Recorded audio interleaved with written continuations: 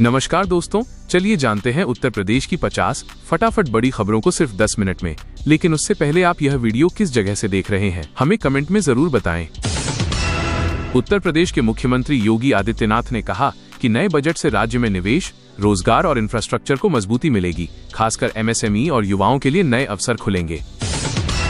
केंद्र और राज्य सरकार की साझेदारी से सारनाथ और हस्तिनापुर को इंटरैक्टिव सांस्कृतिक पर्यटन स्थल के रूप में विकसित किया जाएगा, जिससे पर्यटन और स्थानीय रोजगार बढ़ेगा। मौसम विभाग ने पश्चिमी विक्षोभ के चलते यूपी के कई जिलों में बारिश और ठंड बढ़ने की चेतावनी जारी की है। खासकर लखनऊ, नोएडा और गाजियाबाद में असर दिखेगा। यूपी बोर्ड ने कक्षा 12वीं की प्रैक्टिकल परीक्षाओं की तारीख बढ़ाकर 4 फरवरी कर दी है, जिससे छात्रों को तैयारी के लिए अतिरिक्त समय मिलेगा। राज्य सरकार ने ग्रामीण और शहरी महिलाओं को आत्मनिर्भर बनाने के लिए महिला हाट और शेमार्ट योजना के विस्तार की घोषणा की है। किसान पेंशन योजना के तहत 60 वर्ष से अधिक उम्र के किसानों को मासिक पेंशन देने की प्रक्रिया को और सरल करने पर सरकार काम कर रही है। प्रधानमंत्री किसान सम्मान निधि योजना के अंतर्गत यूपी के किसानों को अगली किस्त जारी करने की तैयारी चल रही है। ई-केवाईसी पर सरकार ने फिर जोर दिया है। किसानों को फसल, मौसम और बाजार भाव की जानकारी देने के लिए यूपी में एआई आधारित कृषि सलाह प्रणाली को लागू किया जा रहा है। निर्माण श्रमिकों को सामाजिक सुरक्षा देने के लिए पेंशन और आर्थिक सहायता राशि सीधे उनके खातों में ट्रांसफर की गई है। सरकारी नौकरी की तैयारी कर रहे युवाओं के लिए फरवरी महीने में कई विभागों में नई भर्तियों के आवेदन खुले हुए हैं। यूपी में आरटीई एक्ट के तहत निजी स्कूलों में 25% सीटों पर दाखिले की प्रक्रिया शुरू हो गई है। अभिभावक ऑनलाइन आवेदन कर सकते हैं। राज्य में संपत्ति रजिस्ट्रेशन के दौरान अब आधार प्रमाणीकरण अनिवार्य कर दिया गया है, जिससे फर्जीवाड़े पर रोक लगेगी।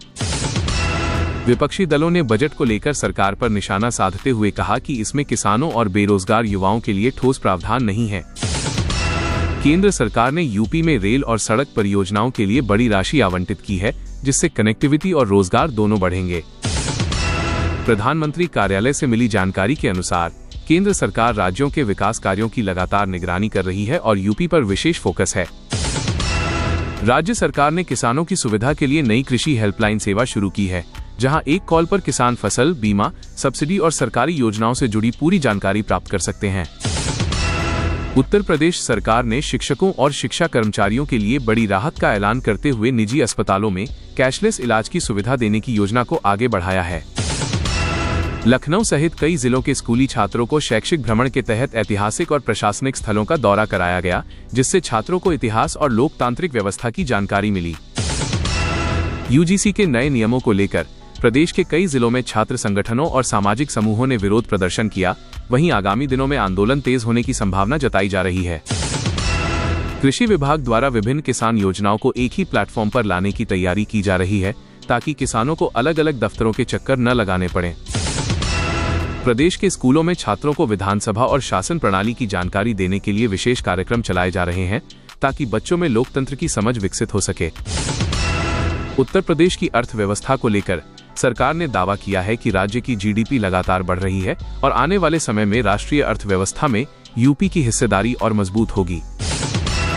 राज्य सरकार ने 2026 में पुलिस विभाग में नई भर्तियों की तैयारी शुरू कर दी है, जिसमें सिपाही और सब इंस्पेक्टर के हजारों पद शामिल हो सकते हैं।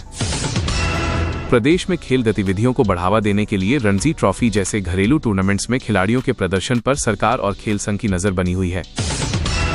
प्रदेश में शिक्षा और रोजगार से जुड़े मुद्दों को लेकर छात्र संगठनों की गतिविधियां तेज हो रही हैं। प्रशासन ने शांति व्यवस्था बनाए रखने के निर्देश जारी किए हैं। उत्तर प्रदेश में सोने और चांदी की कीमतों में बड़ा बदलाव देखने को मिला है, जहां चांदी के दाम तेजी से बढ़े हैं, जबकि सोने की कीमतों में हल्की गिरावट दर्ज की गई है। लखनऊ में सरकारी नौकरी दिलाने के नाम पर 32 लाख रुपए से ज्यादा की ठगी का मामला सामने आया है, जिसमें पुलिस ने एक आरोपी को गिरफ्तार कर लिया है। उत्तर प्रदेश में वृद्धा पेंशन और किसान पेंशन योजना के लाभार्थियों के खातों में जनवरी महीने की पेंशन राशि ट्रांसफर की जा रही है। मुख्यमंत्री युवा उद्यमी योजना के तहत कई जिलों में युवाओं को बिना गारंटी के लोन दिया जा रहा है, ताकि वे अपना खुद का रोजगार शुरू कर सकें। भारत और यूरोपीय संघ के बीच प्रस्तावित फ्री ट्रेड एग्रीमेंट से उत्तर प्रदेश के निर्यात, उद्योग और रोजगार सेक्टर को बड़ा फायदा मिलने की उम्मीद जताई जा रही है। मुख्यमंत्री योगी आदित्यनाथ ने कहा है कि प्रदेश में बिना भेदभाव के विकास किया जा रहा है और सरकार राम राज्य मॉडल पर काम कर रही है। उत्तर प्रदेश में मेडिकल डिवाइस और हेल्थ सेक्टर में सैकड़ों करोड़ रुपए का निवेश हुआ है, जिससे करीब 3000 नई नौकरियां पैदा होंगी। मौसम खराब रहने की वजह से कई जिलों में स्कूलों के समय में बदलाव और छुट्टी को लेकर प्रशासन ने हालात पर नजर बनाए रखी है।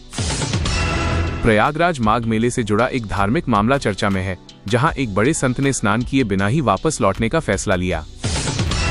प्रदेश सरकार ने जनवरी महीने में चल रही सभी सरकारी योजनाओं और रोजगार कार्यक्रमों की नई अपडेटेड जानकारी जारी की है, ताकि आम जनता को समय पर लाभ मिल सके। लखनऊ में आयोजित यूपी दिवस समारोह में कई केंद्रीय मंत्री शामिल हुए। मंच से निवेश, रोजगार और युवा सशक्तिकरण पर जोर दिया गया। सरकारी योजनाओं के तहत कई जिलों में लाभार्थियों को प्रमाण पत्र और सहायता राशि वितरित की गई। अधिकारियों ने योजनाओं की प्रगति रिपोर्ट भी साझा की। उत्तर प्रदेश में शिक्षा चौपाल कार्यक्रम आयोजित किया गया। ग्रामीण इलाकों में बच्चों की स्कूल उपस्थिति और शिक्षा की गुणवत्ता पर विशेष चर्चा की गई। उत्तर प्रदेश सरकार आगामी बजट 2026 की तैयारियों में जुट गई है। इस बार बजट में किसान, युवा, महिला और रोजगार पर विशेष फोकस रहने की उम्मीद है। प्रदेश के कई जिलों में कड़ाके की ठंड और घने कोहरे का असर देखा गया। मौसम विभाग ने सुबह और रात के समय सावधानी बरतने की सलाह दी है। प्रदेश में किसान पाठशाला कार्यक्रम के तहत किसानों को आधुनिक खेती, उन्नत बीज और सरकारी योजनाओं की जानकारी दी जा रही है। सामाजिक सुरक्षा पेंशन योजना को लेकर चर्चा तेज है। वृद्धा, विधवा और दिव्यांग पेंशन को समय पर देने के निर्देश दिए गए हैं। उत्तर प्रदेश की राजनीति में हलचल तेज है। आगामी चुनावों को लेकर नेताओं की सक्रियता और बैठकों का दौर जारी है। उत्तर प्रदेश में सरकारी नौकरी की तैयारी कर रहे युवाओं के लिए राहत की खबर है। अलग अलग विभागों में नई भर्तियों की प्रक्रिया तेज की जा रही है। जल्द ही नोटिफिकेशन जारी होने की संभावना जताई गई है। यूपी सरकार की एक नई जन कल्याण योजना पर काम शुरू हो गया है। इस योजना का मकसद गरीब और मध्यम वर्ग को सीधी आर्थिक मदद देना है। योजना का पूरा खाका जल्द सामने आएगा। मुख्यमंत्री ने सभी जिलाधिकारियों के साथ समीक्षा बैठक की। बैठक में कानून व्यवस्था, विकास कार्य और जन शिकायतों के निस्तारण पर खास जोर दिया गया। लापरवाही पर सख्त कार्रवाई के निर्देश दिए गए। राज्य में ठंड और कोहरे को लेकर मौसम विभाग ने अलर्ट जारी किया है। कई जिलों में दृश्यता कम रहने की संभावना है। लोगों को सावधानी बरतने की सलाह दी गई है। कुछ जिलों में मौसम के कारण स्कूलों के समय में बदलाव किया गया है। प्रशासन ने बच्चों की सुरक्षा को ध्यान में रखते हुए यह फैसला लिया है। आगे स्थिति देखकर फैसला बदला जा सकता है। यूपी में सड़क और हाईवे प्रोजेक्ट को लेकर बड़ा अपडेट आया है। कई नई सड़कों के निर्माण को मंजूरी दी गई है। इससे रोजगार और यातायात दोनों को फायदा मिलेगा।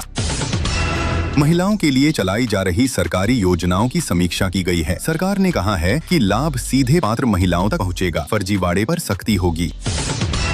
यूपी में निवेश को बढ़ावा देने के लिए नई नीति पर काम चल रहा है। इससे युवाओं को स्थानीय स्तर पर रोजगार मिलने की उम्मीद है। उद्योगपतियों से बातचीत जारी है।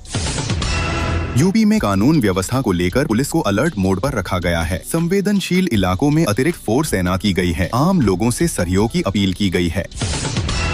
उत्तर प्रदेश में सरकारी भर्तियों की प्रक्रिया तेज की गई है। पुलिस, शिक्षा और स्वास्थ्य विभाग में नई वैकेंसी पर काम चल रहा है। यूपी में कड़ाके की ठंड और घना कोहरा बना हुआ है। प्रशासन ने सुबह और रात के समय सावधानी बरतने की सलाह दी है। महिलाओं के लिए चलाई जा रही योजनाओं की समीक्षा हुई। सरकार ने पात्र महिलाओं से जल्द आवेदन करने की अपील की। अगर आप चाहते हैं कि आपको हर दिन सबसे पहले उत्तर प्रदेश की बड़ी खबरें मिलें, तो अभी वीडियो को लाइक करें और चैनल को सब्सक्राइब जरूर करें।